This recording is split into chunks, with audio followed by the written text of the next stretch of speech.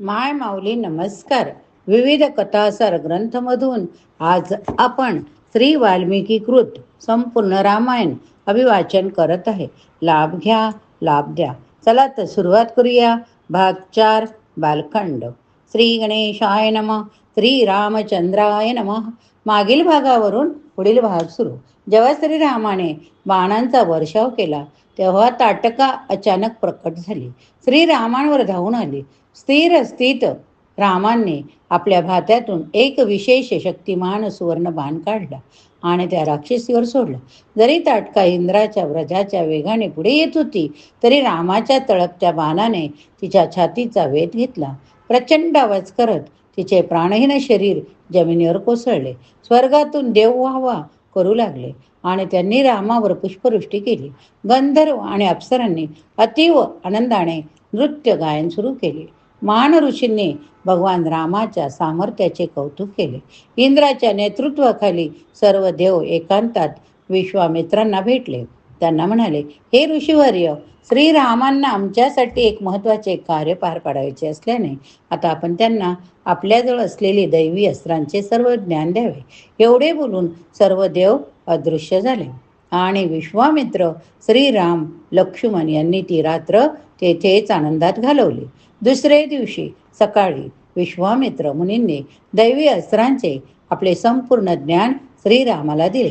जेव्हा श्रीराम या दैवी अस्त्रांचे मंत्र ग्रहण करीत होते तेव्हा ती अस्त्रे त्यांच्या पुढे त्यांच्या मूर्तिमंत रूपात अवतीर्ण झाली आणि म्हणू लागली, हे राम, आपण फक्त आज्ञा करावी, आम्ही आपली काय सेवा करू शकतो. श्रीराम उत्तरले, माझी एवढी विनंती आहे की मी ज्यावेळी आपले स्मरण करेन तेव्हा पण माझ्यासमोर प्रगट व्हावे. ही आज्ञा मिळताच व्यक्तिरूपातील सर्व अस्त्रे अदृश्य झाली.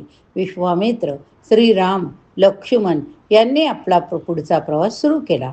दिवसाअखेरी जेव्हा ते तिघे विश्वामित्राच्या सिद्धाश्रम नावाच्या आश्रमाजवळ येऊन पोहोचले तेव्हा श्रीरामाने ऋषीवर्याजवळ त्या पवित्र क्षत्राचा पूर्व इतिहास सांगावा अशी विनंती केली. तेव्हा विश्वामित्र सांगू लागले, पूर्वी हा सिद्धाश्रम म्हणजे भगवान वामनाचे वसतिस्थान होते. त्याने तेथे शेकडो युगे निवास केला होता. एकदा देवांगण येथे वामन देवाच्या भेटीस आले. त्यांना विनंती केली की त्यांनी यज्ञ करीत असलेल्या बलिराजाला जाऊन भेटावे.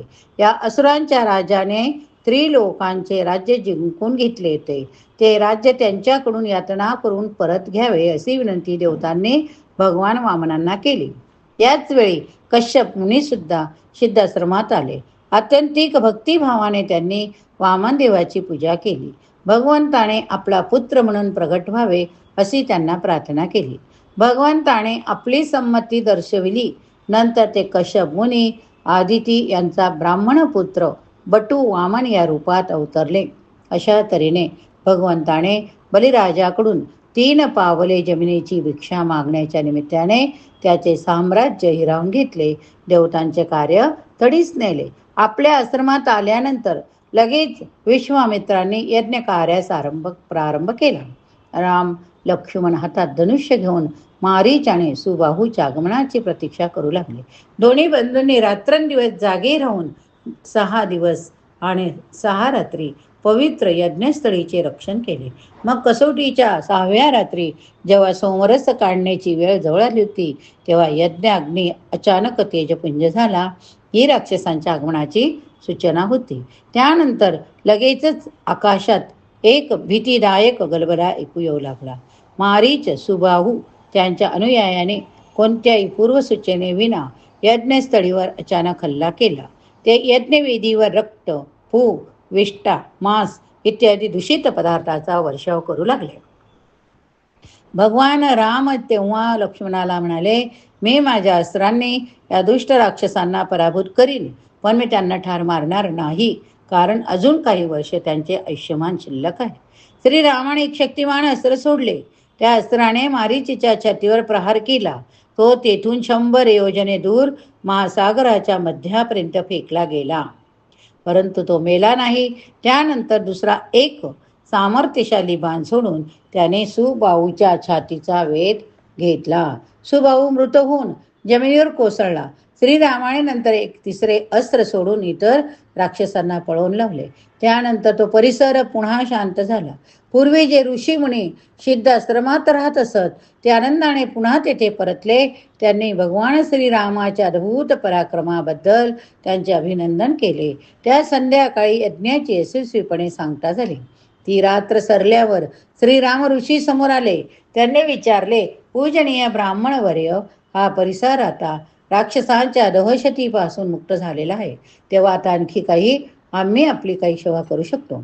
विश्वामित्राच्या आज्ञेवरून ऋषीगण श्रीरामांना म्हणाले, आम्ही सर्वजण मिथिलीच्या राजा जनकाने आयोजित केलेल्या एका महायज्ञात सहभागी होण्यासाठी जात आहोत.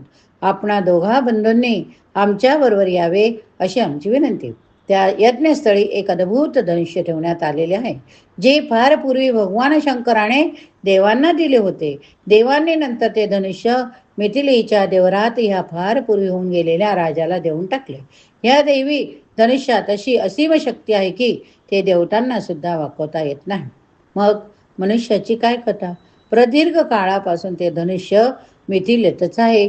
त्याची पूजा विधीवर फुले, चंदन, उटी इतर पवित्र वस्तूंनी पूजा केली जाते. श्रीरामाने ऋषींबरोबर जाण्यास संमती दर्शवली.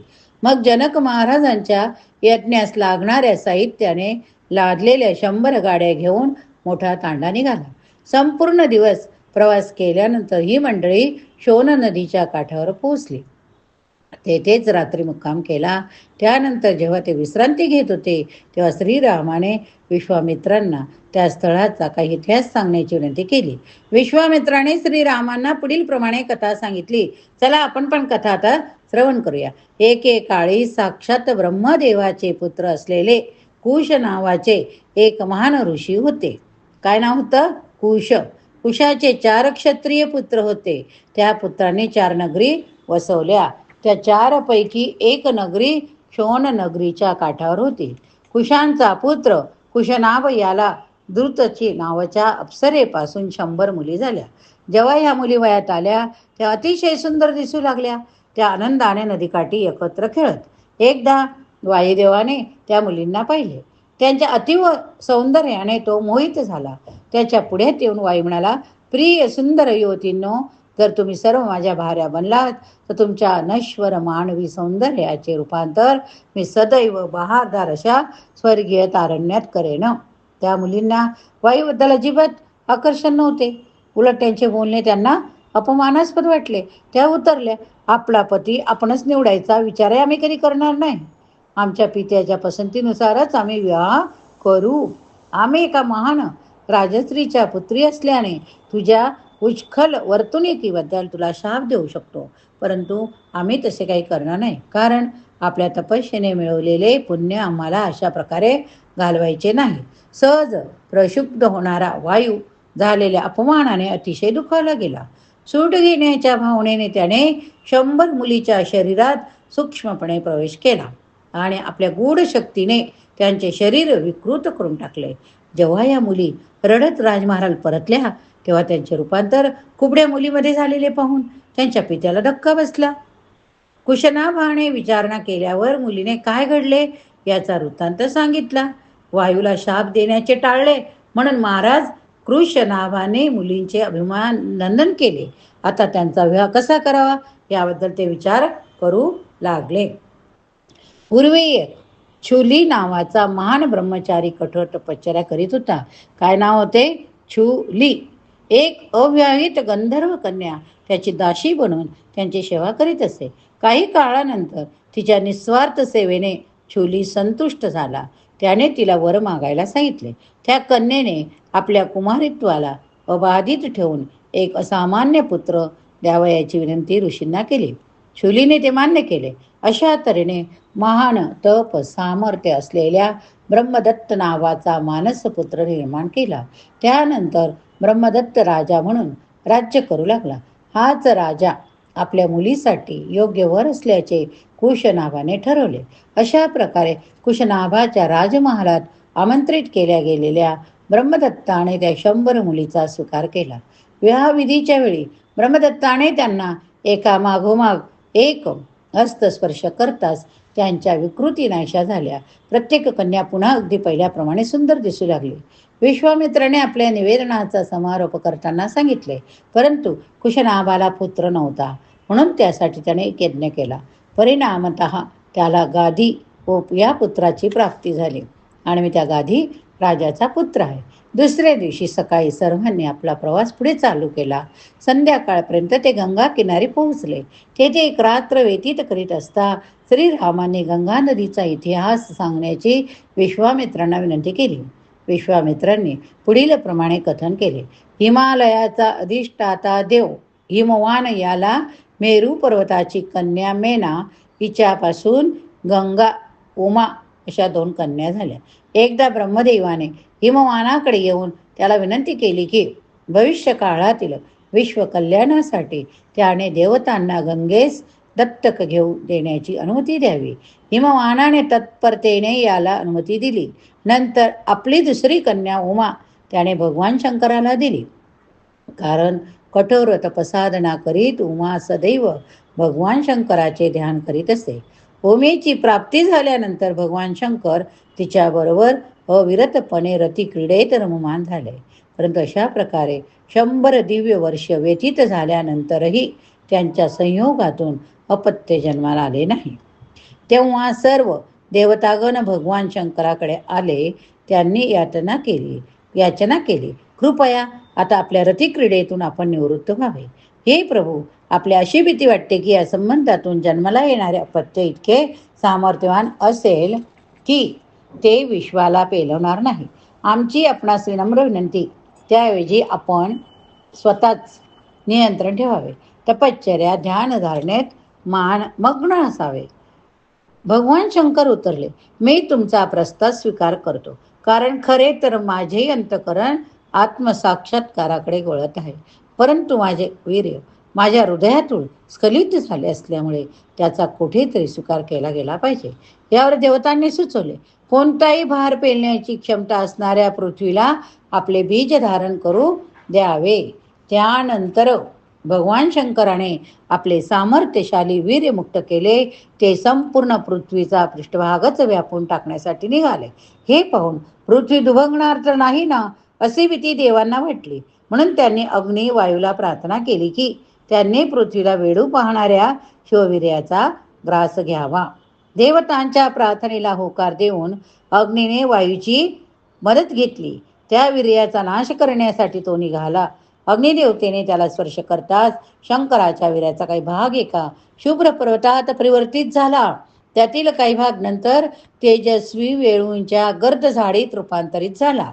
उर्वरित वीर्य अपरिवर्तित राहिले व ते अग्नीने जतन केले. पृथ्वीवर येऊ घातलेल्या संकटापासून तिचे रक्षण झाले. हे पाहून देव आनंदित झाले. कृतज्ञतेने ते शिव पार्वतीची पूजा करण्यास गेले. परंतु रतिक्रीडेत पूर्ण रत असताना देवतांनी आडकाठी घातल्यामुळे उमेला फारच क्रोध आला होता. देवांना पुढ्यात पाहून तिने त्यांना शाप दिला की तुम्हा सर्वांच्या भार्या वांझ होतील. त्याचप्रमाणे पृथ्वी केवळ निपुत्रिकच राहणार नाही, तर तिचा पृष्ठभागही उंच सकल राहील.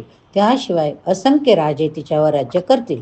त्यानंतर भगवान शिव पार्वती तपश्चर्या करण्यासाठी उत्तर हिमालयात निघून गेले. काही काळानंतर जेव्हा देवतागण असुरांकडून त्रस्तलो होत होते, तेव्हा ते एक बलिष्ठ देवासेनापती मिळविण्याच्या हेतूने ब्रह्मदेवाकडे गेले. देवतांच्या विनंतीला उत्तर देताना ब्रह्मदेवाने त्यांना सल्ला दिला, पार्वतीच्या शापामुळे तुमचा हेतू तडीस नेणारा पुत्र तुमच्याकडून निपजणे शक्य नाही.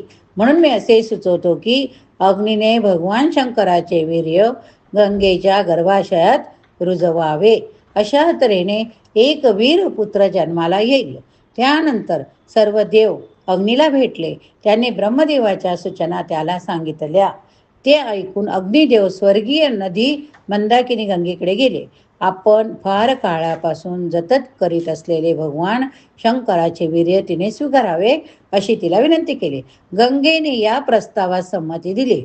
त्यानंतर अतिसुंदर रूप धारण करून तिने अग्नीकडून त्या वीर्याचा स्वीकार केला. परंतु भगवान शंकराचे दाहक वीर्य स्वीकारताच तिला तीव्र दुःखद वेदना जाणवू लागल्या.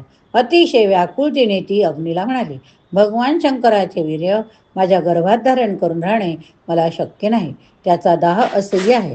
तेव्हा अग्नीने तिला ते वीर्य हिमालयात एका ठराविक ठिकाणी टाकण्यास सांगितले. ती लगबगीने तेथे गेली. अशा तऱ्हेने गंगा देवीची संयोग झाल्याने तेजपुंज सोनेरी बनलेली शिवाचे वीर्य शुभ्र पर्वतावरील शुभ्र वेळूच्या बनात पडले आणि एक आश्चर्यकारक बालक जन्माला आले. वीर्याचा इतर भाग पृथ्वीवर जेथे जेथे पडला तेथे सोन्या चांदीच्या खाणी निर्माण झाल्या. खरोखरच भगवान शंकराच्या वीर्यातील दाहक शक्तीने दूरदूरच्या ठिकाणी तांब्या आणि लोखंडाच्या खाणी निर्माण झाल्या. त्या मुलाच्या जन्मानंतर देवतांनी त्या बालकास स्तनपान करविण्यासाठी कृतिका नावाच्या 6 देवी बोलावल्या. हे अभ्रक तुमचाच पुत्र म्हणून ओळखले जाईल असे आश्वासन देवतांनी त्या स्त्रियांना दिले. म्हणूनच ते बालक कार्तिकीय या नावाने प्रख्यात झाले. गंगेच्या उदरातून खाली पडल्यामुळे त्या बालकाला स्कंद प्रभावित होणे असेही म्हटले जाऊ लागले. त्या बालकाने आपल्या समोर 6 मातांना पाहिल्याने सर्वांचे एकत्रित स्तनपान करण्याकरिता त्याने 6 मुखे धारण केली. स्कंद इतका बलवान होता की तो केवळ एका दिवसाचा असतानाच त्याने देवतांचा सेनापती या नावाने अनेक भयंकर राक्षस ठार केले. विश्वामित्राने मग रामाला फार पूर्वी अयोध्या आपल्या राजधानीतून संपूर्ण जागावर राज्य केलेल्या सगर राजाची कथा सांगितली. महाराज सगर निपुत्रिक असल्यामुळे ते पुत्रप्राप्तीसाठी आपल्या 2 भार्यांचं तपश्चर्या करायला हिमालयात निघून गेले. काही काळ लोटल्यावर महान ऋषी भृगू यांच्याकडून राजाला असे वरदान मिळाले की त्याच्या एका पत्नीकडून त्याला एक पुत्र होईल. तो पुत्र त्याचा वंश पुढे चालवेल. दुसऱ्या पत्नीपासून त्याला आणखी 60,000 पुत्र होतील. हे ऐकल्यावर दोन्ही राण्यांनी भृगू मुनींना विचारले की एक पुत्र दोघांपैकी कोणाला होईल आणि 60,000 पुत्र कोणाला होतील. त्यावर भृगू मुनी उतरले की हा निर्णय त्या दोघींनीच घ्यायचा आहे. तेव्हा ज्येष्ठ पत्नी केशिनीने इक्ष्वाकू वंश पुढे चालविणाऱ्या एकाच पुत्रास जन्म देणे पसंत केले. तर सुमती जी गरुडाची भगिनी होती तिने 60,000 पुत्रांना जन्म देण्याचा पर्याय स्वीकारला. नंतर महाराज सगर स्वगृही परतले आणि कालांतराने केशिनीने एका पुत्राला जन्म दिला. त्या पुत्राचे नाव असमंजस असे ठेवण्यात आले. सुमतीने मात्र कडू खरबुजाच्या आकाराच्या मांसाच्या गोळ्याला जन्म दिला. थोड्याच कालावधीत तो गोळा उघडल्यानंतर त्यातून अपूर्व वाढीचे 60,000 पुत्र बाहेर आले. लगेच दायांनी त्या पुत्रांची पूर्ण वाढ व्हावी म्हणून त्यांना तुपाच्या घड्यात ठेवले. पुढे दिवसेंदिवस जशी 60,000 मुले वाढू लागली तसा त्यांचा क्रूर व मोठा सावत्र भाऊ असमंजस त्यांना शरयू नदीत फेकून देऊ लागला. त्यांना बुडताना पाहून आनंद रीतिकेने जोरजोरात हसत असे. आपल्या मुलाच्या दुष्ट वागणुकीने दुःखी झालेल्या महाराज सगराने शेवटी असमंजसाला राज्यातून हद्दपार करण्याचा निर्णय घेतला. परंतु त्यांनी असमंजनाचा पुत्र अंशुमान याला ठेवून घेतले, कारण प्रजेचे त्याच्यावर खूप प्रेम होते. काही काळानंतर महाराज सगराने अश्वमेध यज्ञास प्रारंभ केला. यज्ञाचा अश्व संपूर्ण पृथ्वीवर फिरवून आणताना त्याचे रक्षण करण्याची जबाबदारी अंशुमानावर सोपवली. मात्र यज्ञ चालू असता इंद्र राक्षसाच्या वेशात आला. त्याने यज्ञवेदीतून अश्वाचे अपहरण केले. ऋतुजाने राजा सगरांना कोणती किंमत देऊ अश्व परत मिळवण्याची कळकळीने विनंती केली. त्याने तसेही बजावले की यज्ञ पूर्ण राहिला तर तो सर्वात मोठा अपशकुन ठरेल. या पुढील भाग आपण पुढच्या भागात बघूया. या ठिकाणी हा भाग संपला. बोला जय श्रीराम. श्रीराम जय राम जय जय राम. श्रीराम जय राम जय जय राम. श्रीराम जय राम जय जय राम. श्रीराम जय राम जय जय राम. जर श्रवण केले तर प्रतिक्रियेत जय श्रीराम लिहायला विसरू नका.